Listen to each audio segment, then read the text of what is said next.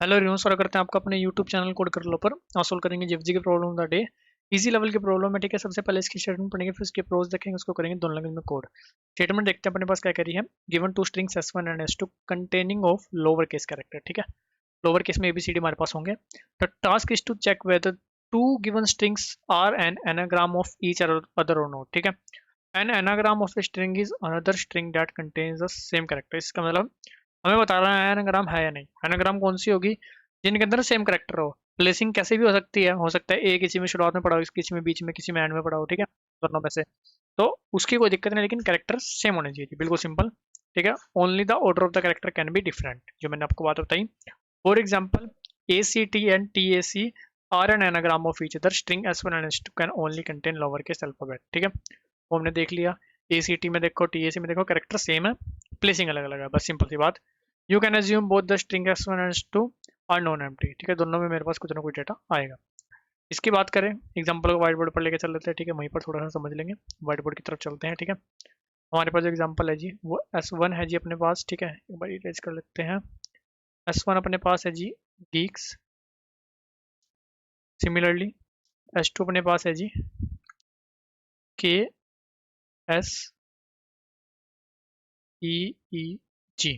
अब दोनों को देखो, इसमें जी है, इसमें जी है, इसमें दो ही है, इसमें दो ही है, जैसे मर्जी पढ़े हो, कोई दिक्कत नहीं है, ठीक है।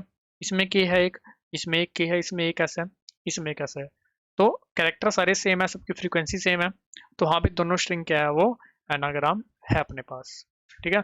अगर कोई एक कैरेक्टर भी ज़्यादा हो जाता है, कम हो जाता है, ठीक है, प्लेसिंग से कोई दिक्कत नहीं है, तो हमारा एनाग्राम नहीं होता। अब इसकी अप्रोच क्या हो सकती है जी, अप्रोच देख लेते हैं, ठीक है। थोड़ा सा इसको अपना हम इरेज कर लेते हैं। हाँ जी, मैप यूज़ कर सकते हो, बिल्कुल सिंपल। अगर आपको रखना है, आप मैप में फंसना ही नहीं चाहते, ठीक है, तो सिंपल सा हमें पता है कि भाई ABCD स्मॉल मेरे पास 26 हो सकते हैं, ठीक है, A to Z। तो 26 साइज का एक एरे बना लो, ठीक है। जैसे मान लो 26 साइज का एक एरे बन गया। जी आया, जी का जो भी प्लेस होगा, ठीक है, 26 का है, तो 0 to लेके 25 तक उसके क्या होंगे, इंडेक्स। 0 इंडिकेट करेगा A को, 25 इंडिकेट करेगा Z को। तो G के लिए, स्मॉल g के लिए जो भी इंडेक्स बनेगा, मान लो ये वाला इंडेक्स बन रहा है, ठीक है, वहां पर हम कह देंगे कि एक जीरो, एक मेरे पास G है, ठीक है। यहाँ पर जीरो की जगह आ जाएगा एक। सिमिलरली मान लो E के लिए यहाँ पर कुछ इंडिकेट कर रहा है, दो ही आएंगे, तो यहाँ पर वैल्यू हो जाएगी दो। K आएगा, ठीक है, K मान लो कहीं पर भी यहाँ पर मान लो, ठीक है, G के बाद आएगा पहले जो भी आएगा, यहाँ पर आएगा, ठीक है। S मान लो यहाँ पर कहीं पर, तो उसकी एक वैल्यू। तो इस तरह से हम एक फ्रीक्वेंसी एरे बना लेंगे, उसको फिल कर लेंगे S1 स्ट्रिंग के बेसिस पे, कि यहाँ पर इसमें दो ई है, एक G है, एक K है, एक S है, सिंपल सी बात। फिर हम क्या करेंगे, हम S2 को ट्रैवर्स करेंगे। हम देखेंगे K आया, हम देखेंगे यहाँ पे K वाले पे हाँ भाई मेरे पास एक वैल्यू पड़ी हुई है। अब इसमें भी एक K आ चुका है, तो इसको एक माइनस माइनस कर दो, इसको कर दो जीरो। हम देखेंगे S आया, S वाले पर गए, हाँ भाई वैल्यू पड़ी हुई है। अगर वैल्यू नहीं पड़ी, इसका मतलब ये कैरेक्टर क्या आ रहा है, एक्स्ट्रा आ रहा है, रिटर्न फॉल्स कर दो। वैल्यू पड़ी हुई है तो उसको एक कम कर दो, ठीक है। ई आया, उसको एक कम कर दो। फिर ई आया, उसको एक कम कर दो। फिर जी आया, उसको एक कम कर दो।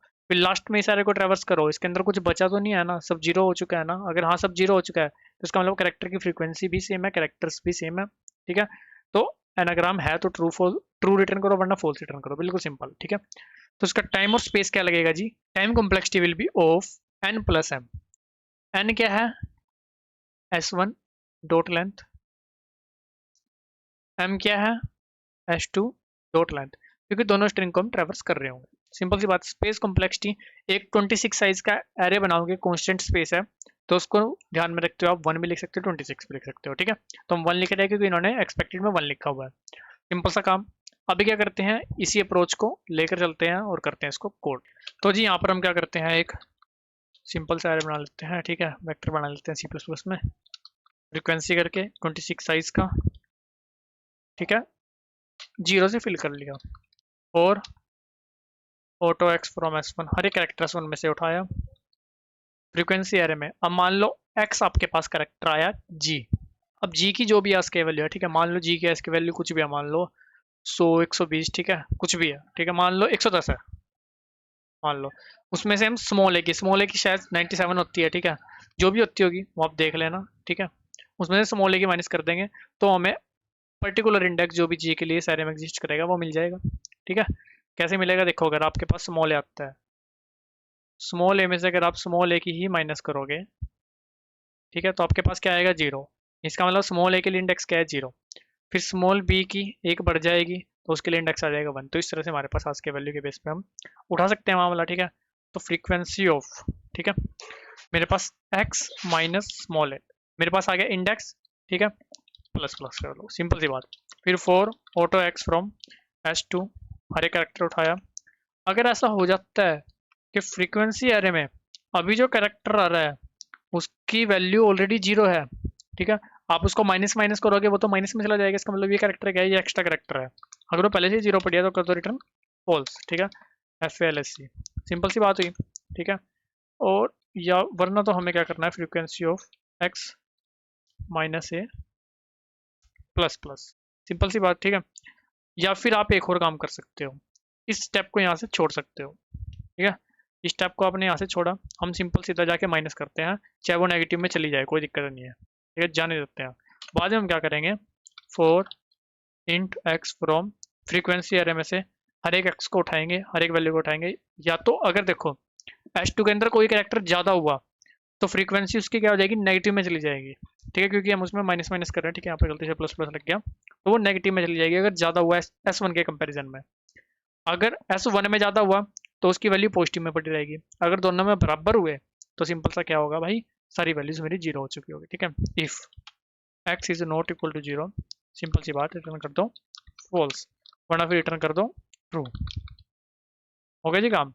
अब एक बार इसको चला कर देखते हैं, ठीक है, सही चलना चाहिए वैसे तो। फिर सेम अपना जावा में जाकर कर लेंगे इसको, ठीक है, सही चल रहा है, एक बार इसको करते हैं सबमिट।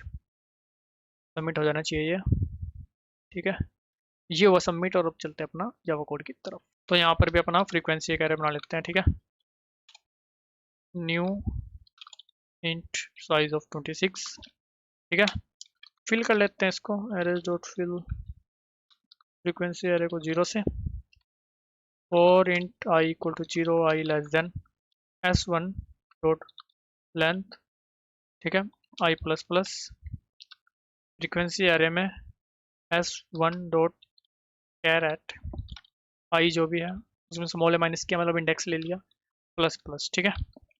सेम नीचे कॉपी करते हैं, यहाँ पर आ जाएगा एस वन की जगह एस टू, यहाँ पर आ जाएगा प्लस प्लस की जगह माइनस माइनस, ठीक है। सिमिलरली यहाँ पर आ जाएगा एस टू। उसके बाद हमें क्या करना है, for int x from frequency array में से if x is not equal to zero return कर दो फॉल्स, वरना फिर रिटर्न कर दो ट्रू जी, ठीक है, ट्रू। चला कर देख लो जी इसको भी, सही चलेगा वैसे तो, है ना, कुछ बहुत गलत ना लिखो अपने, देख लेते हैं, ठीक है, सही चल रहा है।